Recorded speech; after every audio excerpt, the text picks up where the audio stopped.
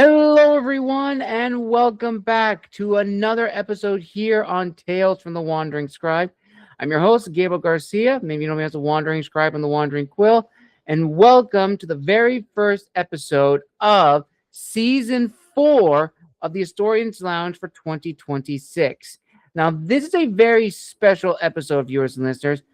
Not only are we going to talk about history, but our guest today is also an author and making their second appearance later on the channel in their very own author interview.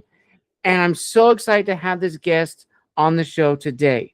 So, for those who may not know this incredible person, she leads a delightfully divided life, balancing the structured world of law by day and the boundaries of storytelling by night. During her daylight hours, she navigates legal briefs and courtroom protocols, while evenings are dedicated to the characters, historical moments, and adventures that thrive in her imagination. She's always been fascinated by stories that have shaped our world, the forgotten moments, unsung heroes, and everyday people who experience extraordinary times.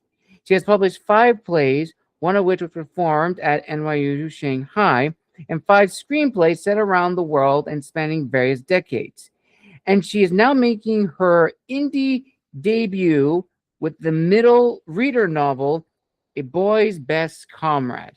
So, without further ado, let's dive into this incredible discussion here on the Historians Lounge with our guest today, author and all-around amazing person, Lauren Ennis. Lauren, welcome to the show.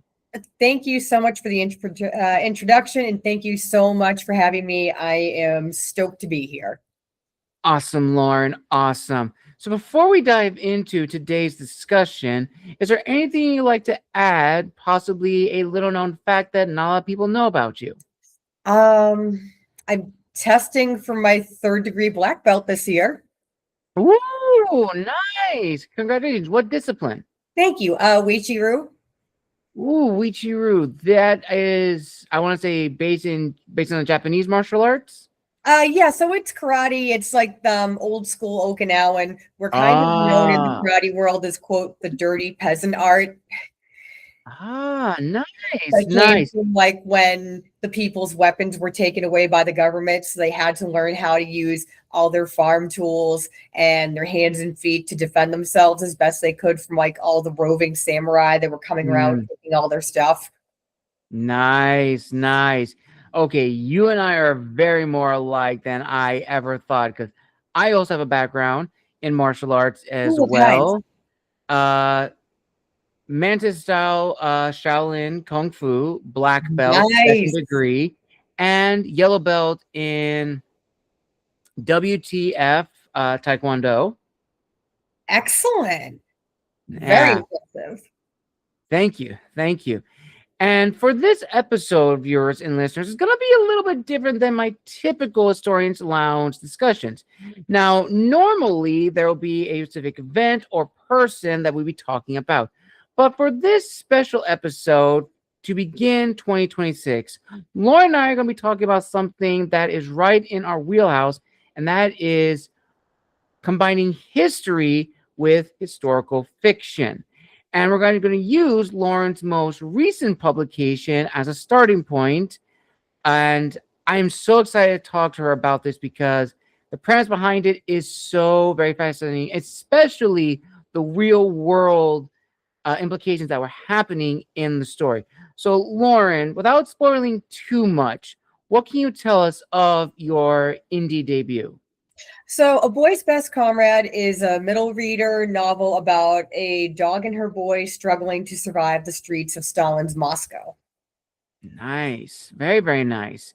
Now, I imagine, as also a fan of historical fiction, you want to craft this as accurately as possible, but because this is a middle grade reader story, you've probably had to, what's the word I'm thinking of? You probably had to tell the story in a way that a middle schooler would understand without deviating too much from the history. Because what is the time period roughly that the characters find themselves in? So it begins briefly in 1935 and then jumps ahead to 1938. So right in the middle of the Red Terror, right in the middle of Stalin's purges. So very happy times. Yes, absolutely. And for anyone who has done history during that period, during Stalin's reign, it was not pleasant at all. And without getting too much into detail, just yet, viewers and listeners, it is a very, very difficult period in history during the 1930s in Europe during that time. And I'm just very intrigued as an author specializing in historical fiction. How do you approach historical fiction? Because I know a lot of people have conflicting views of writing historical fiction and balancing the two aspects. You want to tell a good story first and foremost. That is the primary thing for us authors. But for the history, you want to be as accurate and respectful as possible. So for me, definitely, I'm a stickler. I was a history major, and plus, I'm just that person who, like, if I see a typo in the newspaper, I'll be like, "Come on, where's your editor?" Or if I see something in a text, I'll be like, "That didn't happen that year. That happened that year." So I don't ever want to be the person who some reader is able to pick apart and be like, that's not how that was.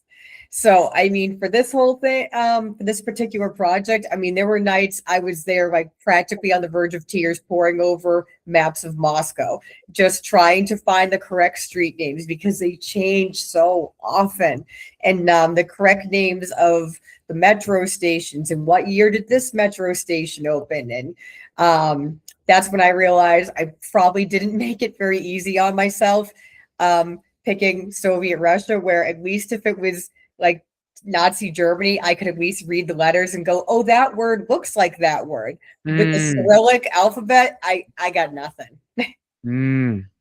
Yeah.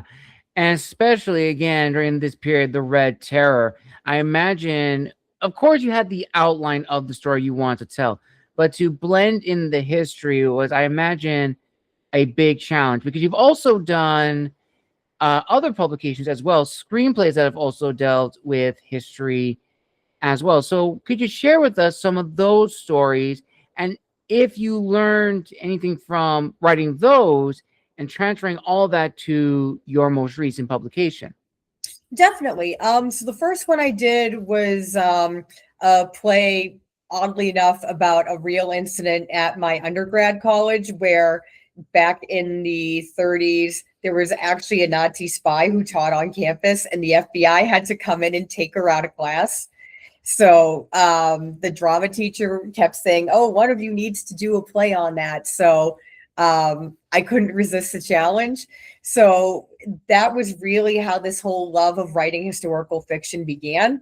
And for that project, I would go down into the school archives and go and read all the accounts of students who were there at the time, and then try to get a hold of the FBI records. And because this woman was actually apprehended and put before the House on Un-American Activities Committee, so getting those hearing records and all those old transcripts. So that's really how I was able to cut my teeth on doing the research and sort of being able to blend the history with the fiction, because honestly, for that first one, a lot of the fictional elements I was just making up on the fly. I mean, I was, 18-year-old kid. So, but the funny part is when I did more of the research later, how much of it ended up lining up with what actually happened.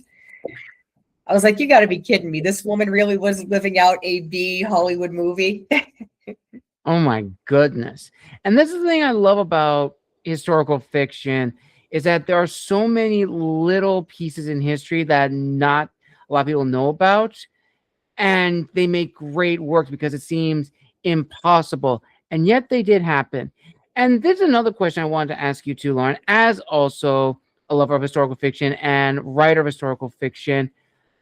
In your own opinion, do you feel that some eras in history get too much recognition, and some eras, and also throwing in some people, don't get a lot? And do you think it's a mixture of audience engagement and the sources that have been recorded and documented on this event or this person? Yeah, I would say that's definitely true because even a few years ago, I was trying to research something on the Tiananmen Square massacre. And I mean, I think I could count on one hand the amount of novels that even dealt with that incident. And I mean, that was fairly recent history. Even things like Mao's China, we don't get much on, at least here in the West, we don't get much on the Khmer Rouge.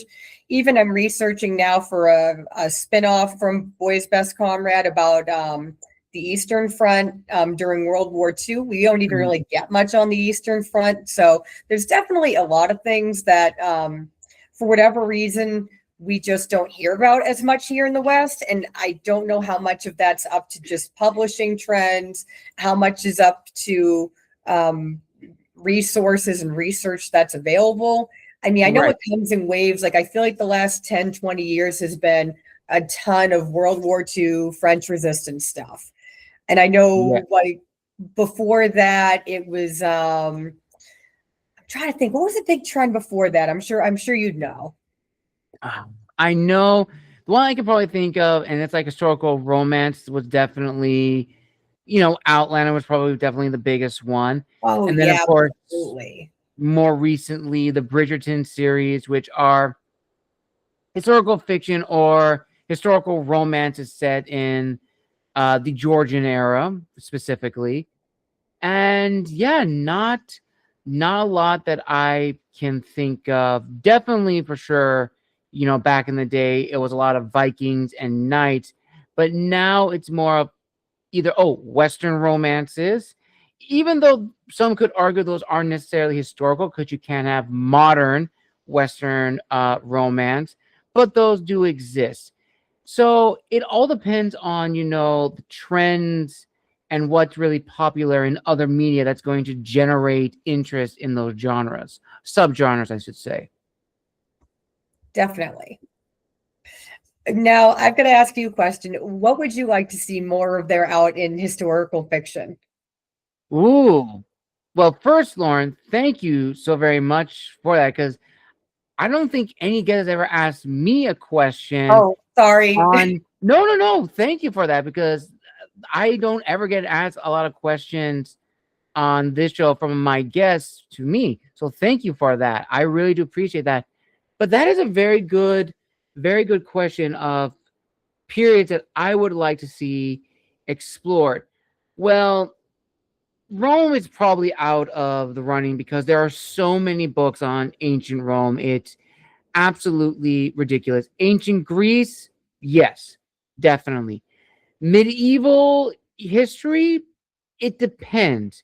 We're talking either medieval Spain, medieval Italy, or even the medieval Islamic world. That varies depending, because that also can couple with the crusading stories as well. There are so many books on the Knights Templars. That's really a really tough one. If I had to pick, I'll give my top five. Okay.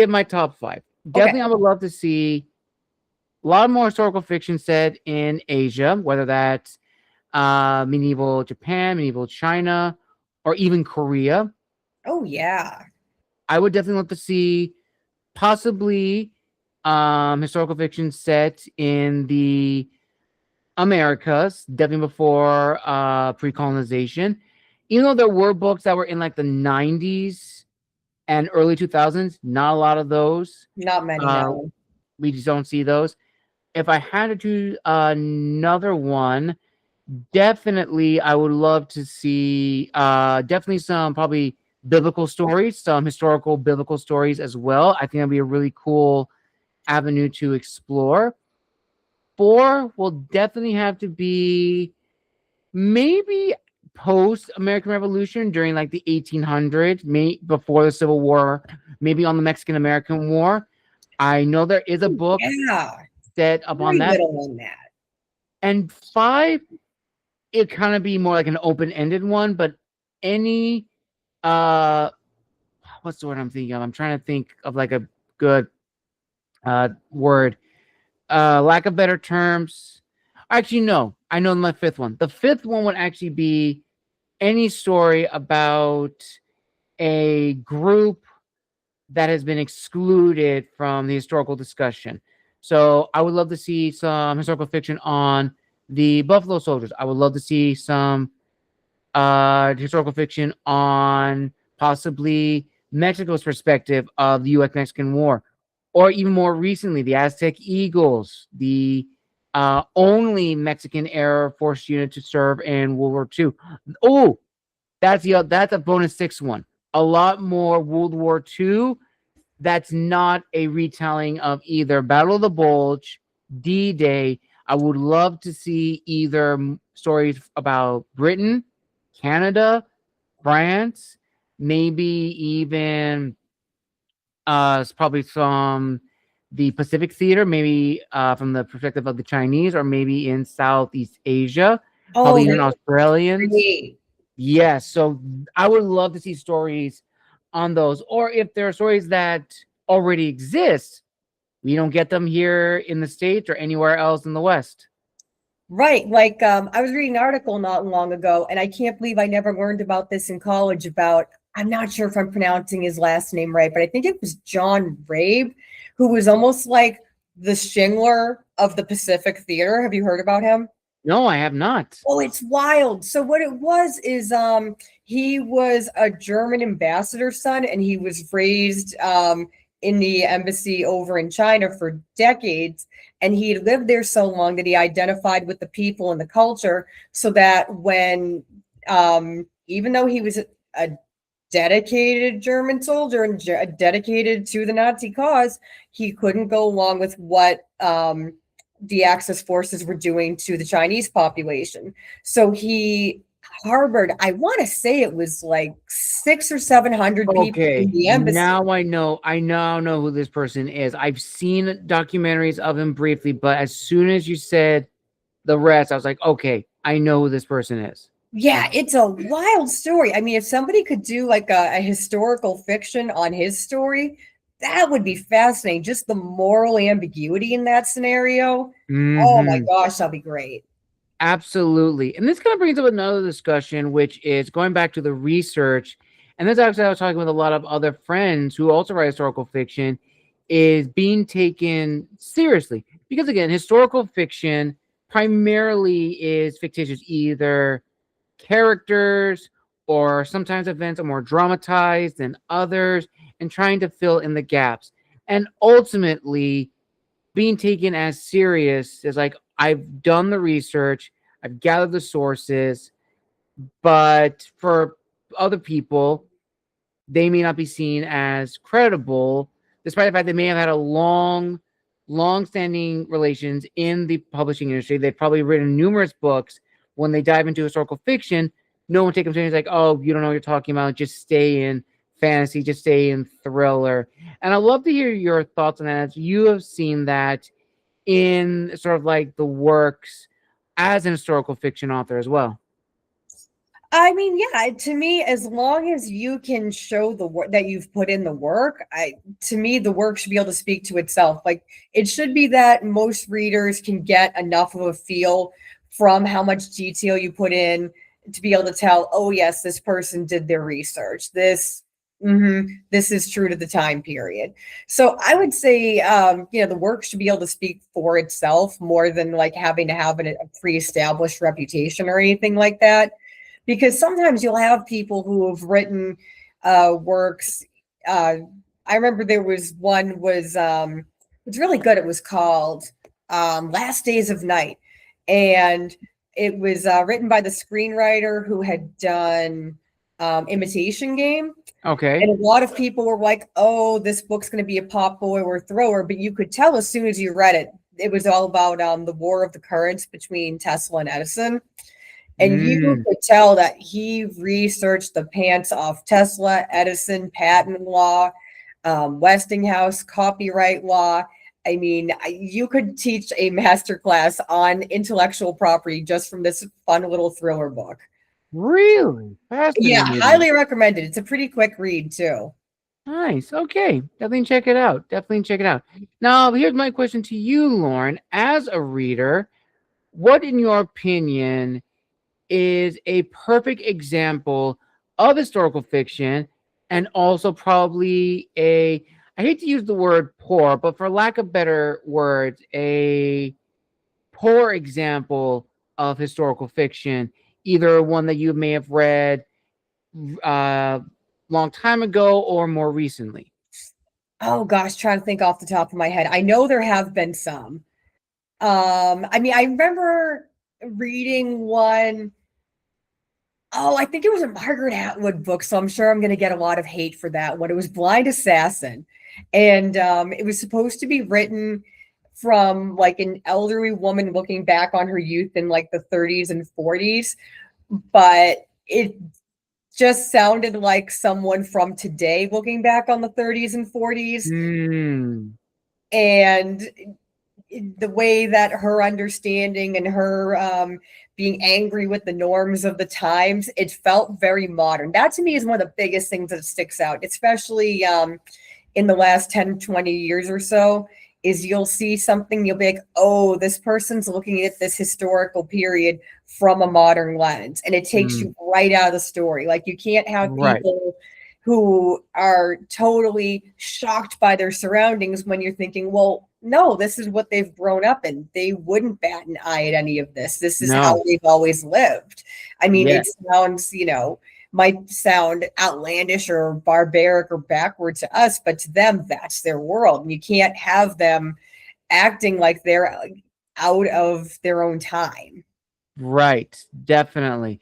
And you actually touched on something that I also think it is a struggle for modern historical fiction authors is the language, the authenticity. Because you want to tell a story, but if you're writing about a particular time period that uses words or dialogue or jargon from that time period, it may be uncomfortable. And I'm curious if you have ever come across this, let's say in your research when writing Boys Best Comrade, if there was any words or jargon that upon further deep diving, you realize I can't say that because, the audience that I'm writing for. So I have to word it in a way that still gets the point across, but it's not as offensive. Pretty much, it's not the denotation of the word or phrase, but the connotation, the feeling, the emotional response from the word or phrase.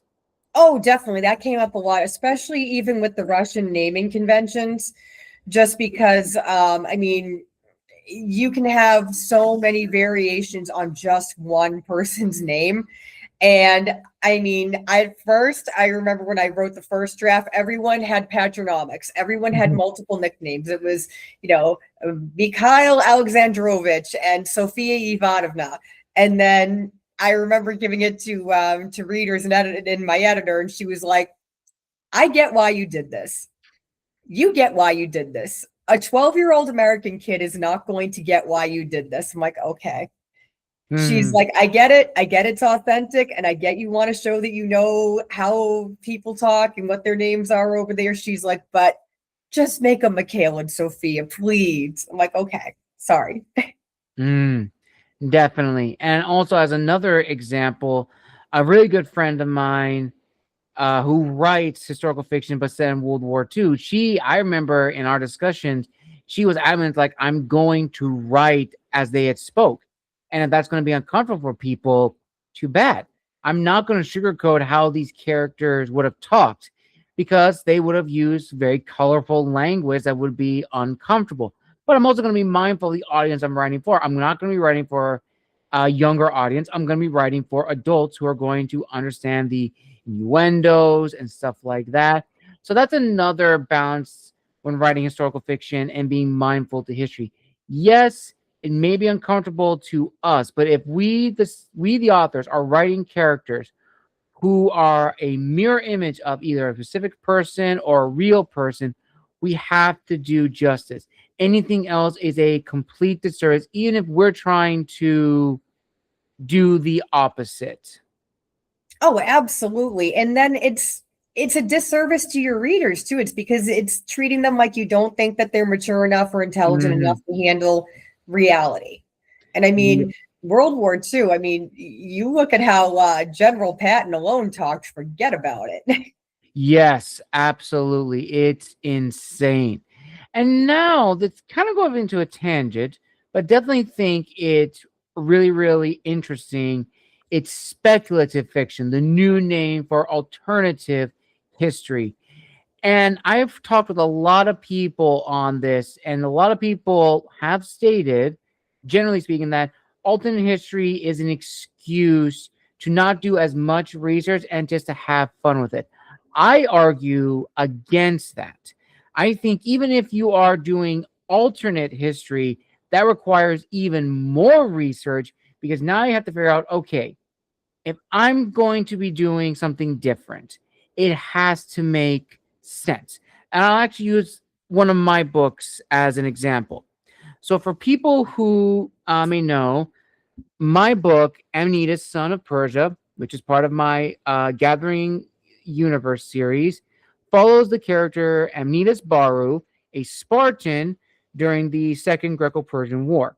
Now, in history, we know the Greeks win and kick the Persians out. And the Persians limped along until the reign of Alexander the Great, where Alexander defeats Darius, conquers Persia, and adds it to his glorious empire. But in this book, it doesn't happen like that. Persia wins the Battle of Plataea. They conquer all of Greece, save for Macedonia. And for the next 2 centuries, they dominate all of the Greek world, all of the Levant, all of Egypt. And that's when I had to really do some research because I'm also an historian by training. And I have to really figure out, okay, what exactly are the sources not telling us? If Greece did lose, what is the most logical conclusion that would have taken place? And that's what I had to do for this book. And more recently in Decimus, the Wolf of Rome. So, Lauren, I would like to hear your thoughts on writing alternative history. And in your opinion, is there a really good example as well as a very poor example of alt history? See, I'm not usually a big fan of alternative history. It kind of takes me right out of it because I'm always the whole time going, but that's not what happened. But Fair I'd enough. say I know there's a lot. What was there? A lot of alternative World War II history. That's a popular one, right? Like the Man Yes. in the Castle, and what Mhm. was oh God, the one with Winona Ryder a few years ago was what was that called? Like if Charles Lindbergh was the president of the United States, what was that? Oh, yes, that book. Yes. I know what Yeah. you're talking about. So I know that's kind of popular. I haven't read enough or watched enough of them to really be able to gauge a good one or a bad one. It's definitely a really interesting mental exercise because, like you said, if you're able to take it and say, what is the logical extent this would have gone to if these certain events were allowed to play out? And then, like you said, too, to bring in the research from how would these other events that were also happening, you know, concurrently in history, how would those have played in? What it's almost like a Back to the Future thing, because it's kind of like a domino effect. It's like how much of history do you have to try to account for, and how much also gets that sort of butterfly effect and that domino effect. So Yeah. definitely interesting to consider, and it's a lot more difficult than I think people give it credit for. And yeah, I think it could be really interesting if we see more variety of it. I feel like right now we kind of just see the same sort of things over and over. It's always, what if the Axis won? But Yes. That is a genre that gets way, way too much.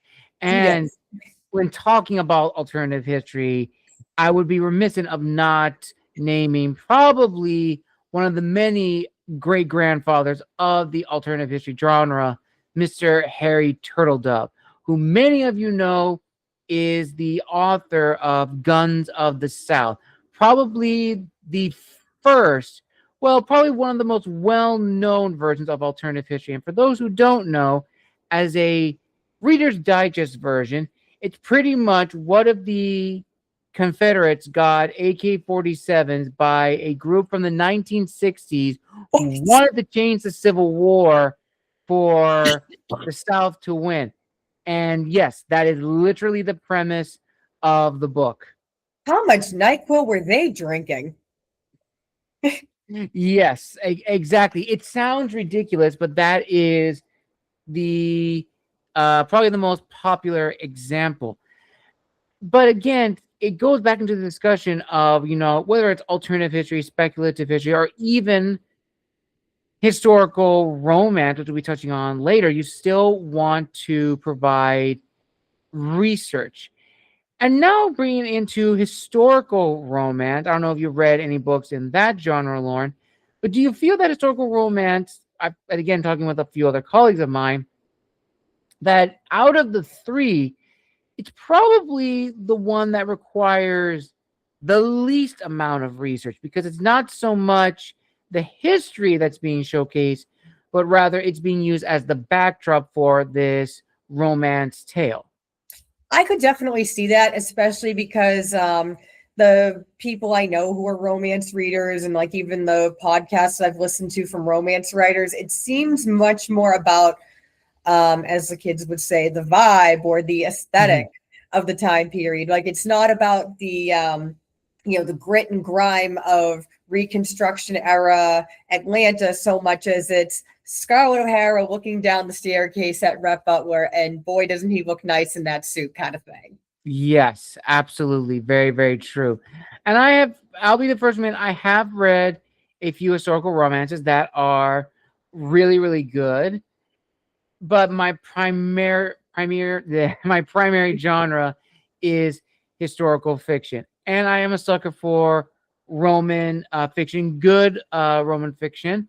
Probably the author I can think of the top of my head, Simon Scarrow, Cod Eagledon. Well, Bernard Cornwell is more so of, the Peloponnesian, not Peloponnesian, but the Peninsula War. Also, the Sharp trilogy, not trilogy, Sharp series, another incredible historical fiction series, as well as the Last Kingdom series of books. That was my favorite. So all of those are really, really important, but all of those incredible authors that I just name drop, viewers and listeners, they crafted not only great stories, but you can look at historical fiction as an avenue to explore a time period in history that doesn't get a lot of recognition, which is another great point. So going back to your works, Lauren, was there any publication that you had worked on that in the back of your mind wanted to engage in further discussion? What do you mean by in the back of my mind want to? Okay, sorry. So what I meant to say was, when either writing your screenplays or even your book, as you were writing, did you hope that these would open the door for Oh, more okay. discussions?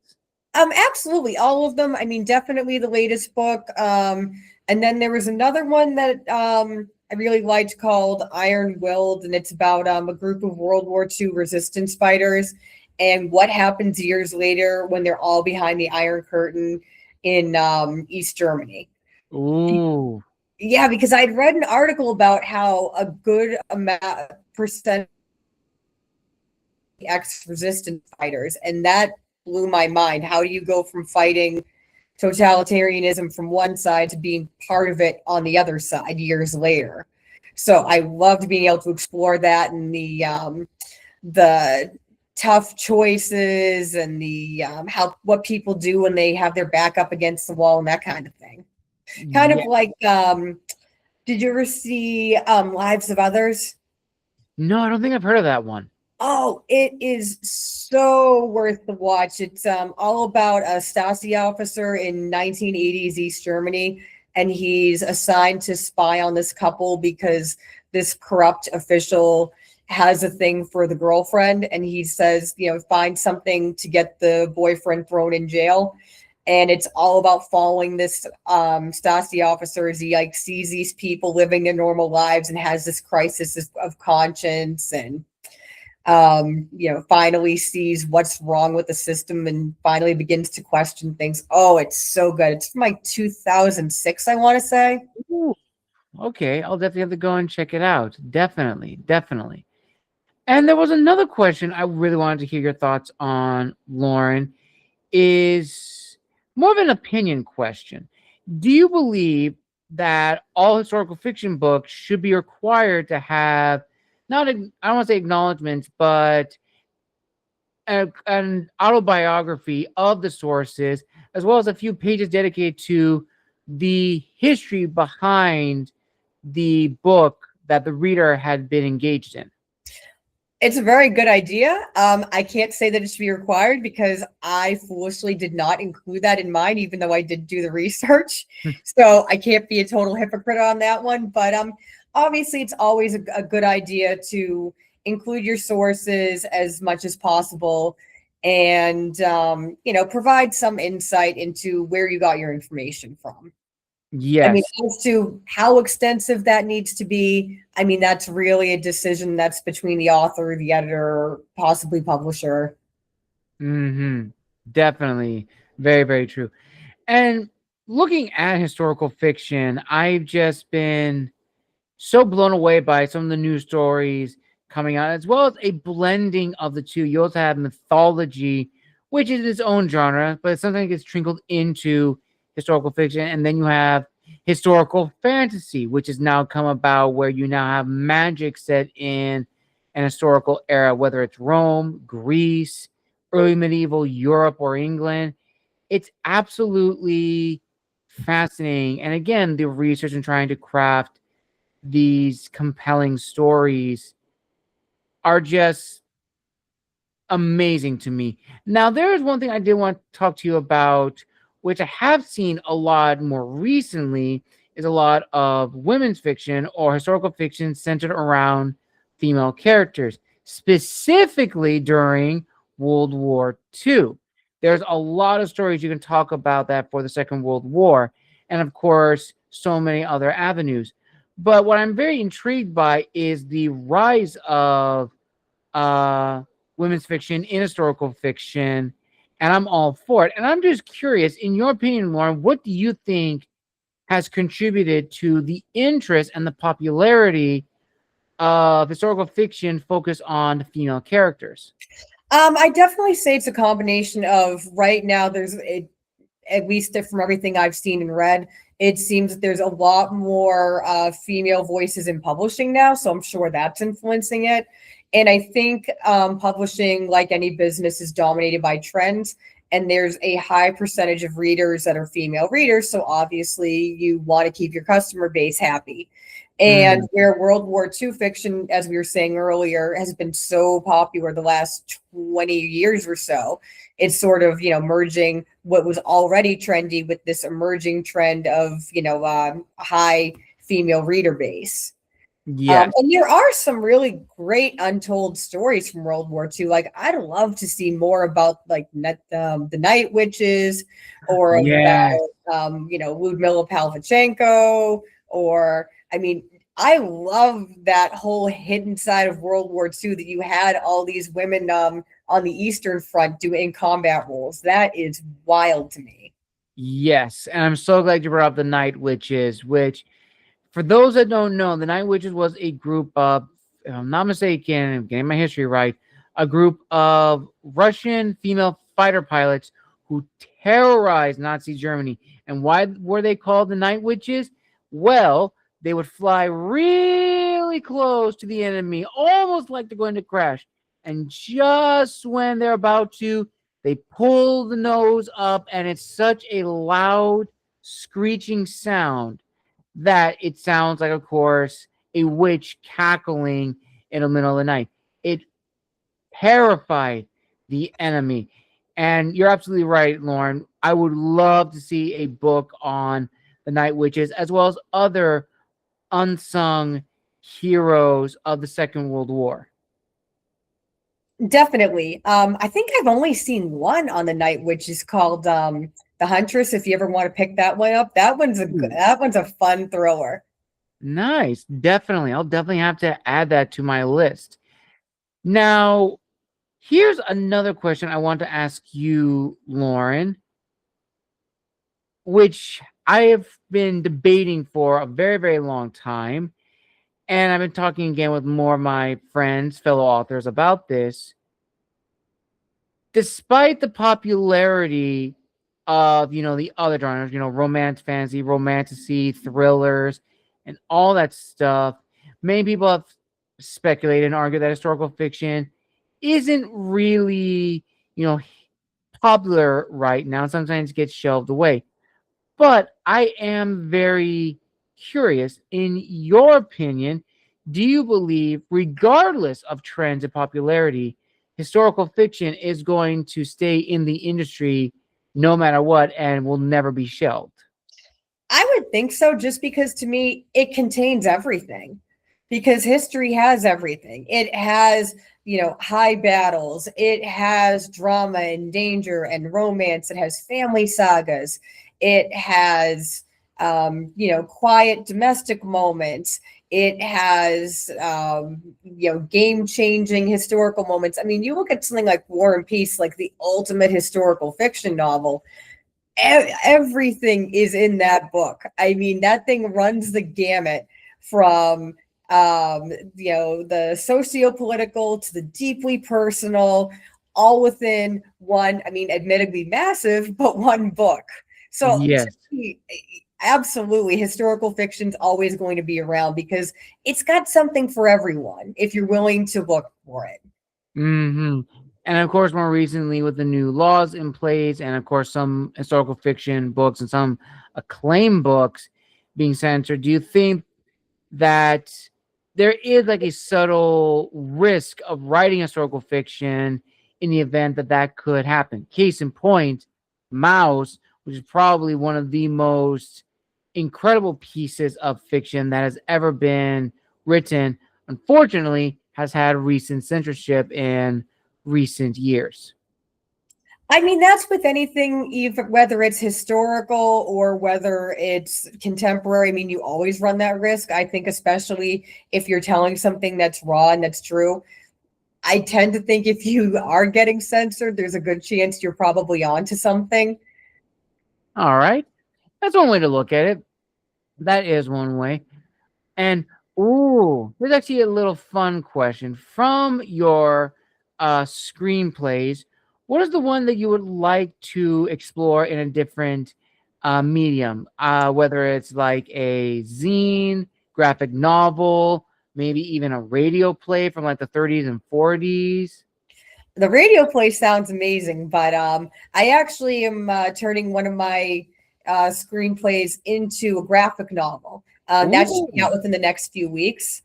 And that's the screenplay Daughters of Attrition. It's about two little girls in a Kabul orphanage in the months leading up to the American withdrawal from Afghanistan in 2021.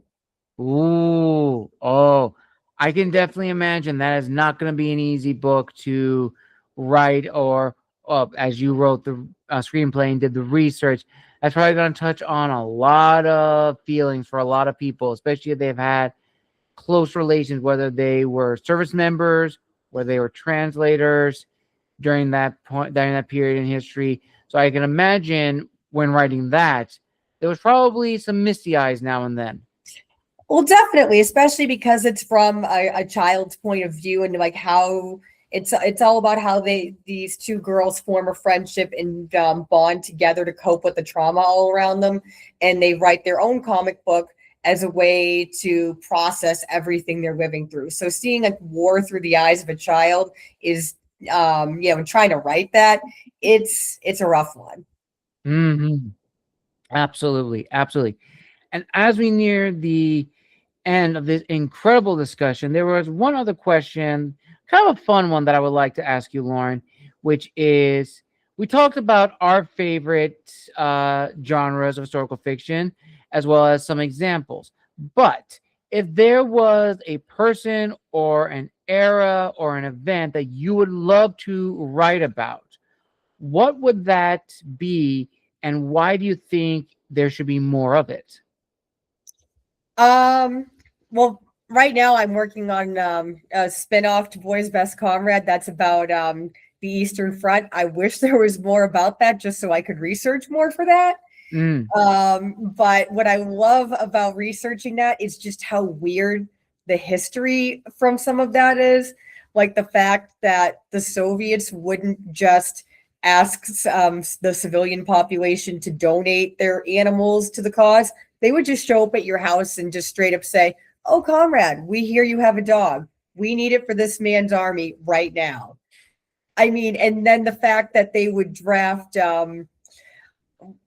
circus animals were one of their favorite things to draft because they said they're used to following orders. They follow routines. And like how like their top dog trainer was using, I kid you not, Stanislavski's method acting to teach these dogs how to follow commands without having to say anything so that the Germans wouldn't hear them. I mean, just ridiculousness. Ooh, okay. And kind of on the themes of animals, one I would love to, maybe not write, but love to read is the story of Wojak, the Polish bear. Yes. Definitely. And for those who don't know the history of this figure, yes, Wojak the bear was a real bear during World War II. Polish army traveled into, I want to say, is either Iran or Iraq, and they bought a bear from a local shepherd, and pretty much realized, oh, okay, we'll buy it. Now, Wojak was still a cub, by the way. He wasn't fully grown yet, but he was instantly family for the men of, I want to say, it was an armored tank division. And as he grew older, this bear got hooked on condensed milk, booze, cigarettes, and would wrestle with the men. Of course, high command found out, were not happy, and they couldn't take animals into service. So what did they do? They drafted Wojak. Yes, I did not stutter, viewers and listeners.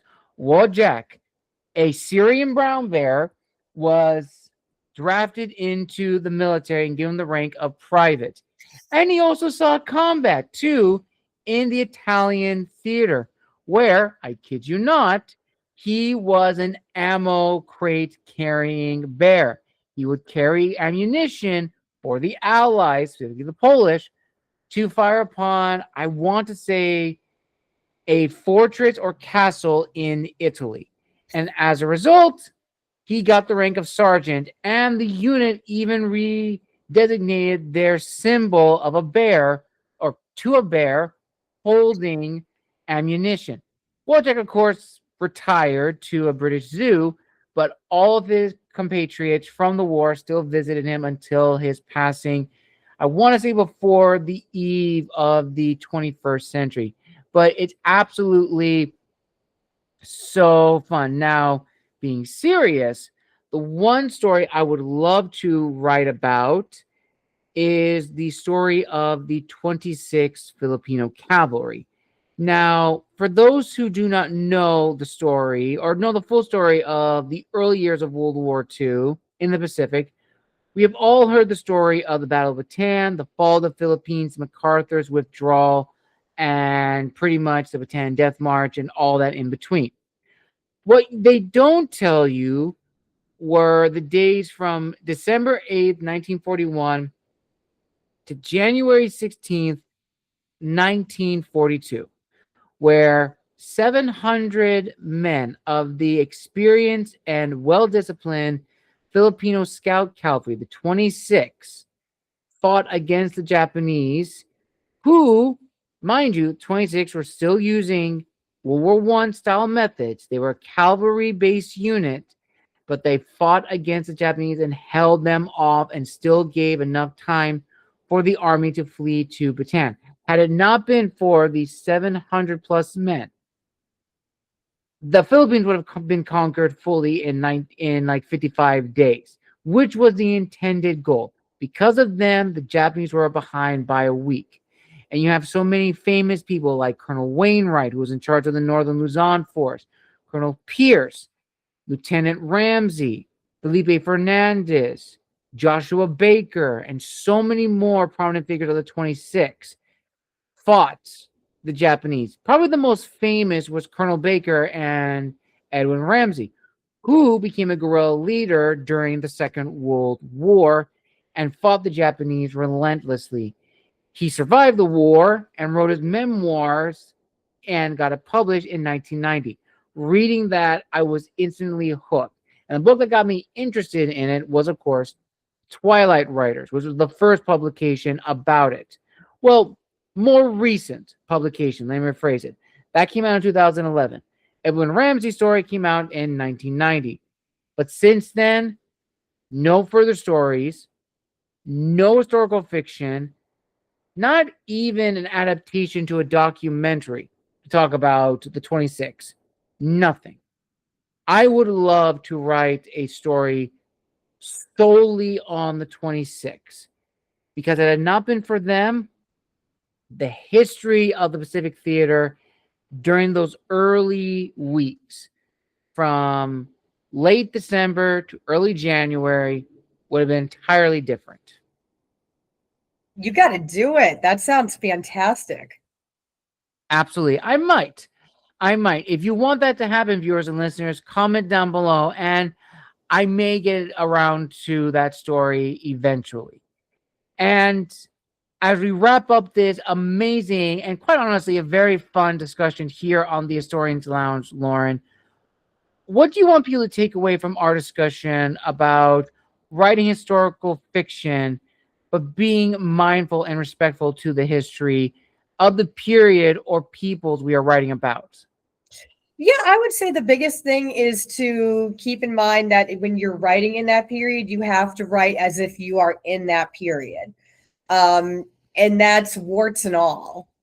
And, along with the research, try to see it empathize with the characters and see their world as they would see it. I'd say that's probably the biggest thing and the most challenging thing. Very well said, Lauren. Very well said. And on that note, viewers and listeners, we conclude the first ever episode of season 4 of the Historians Lounge here on Tales from the Wandering Scribe. I want to give a huge thank you to Lauren for making her official debut in the Historians Lounge series.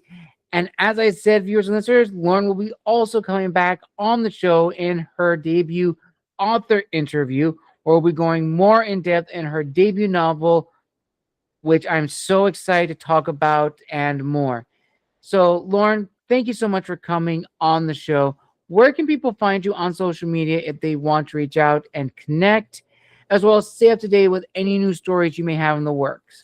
You can find me at my website, laurenennis.com. And I have a Facebook account that I need to be better about updating. I'm terrible with social media. Awesome. I will link all that down below in the description of this video. Thank you everyone for joining us for another great episode. And if you have any other recommendations of historical fiction books that you have read in your spare free time, comment that down below and share it. I would love to see what you guys have been reading. And as always, this has been the Wandering Scribe and the Wandering Quill signing out. Wishing you all a wonderful day wherever you are in the world. Happy Saturday, everybody, and we'll see you all in the next episode. Take care and bye-bye.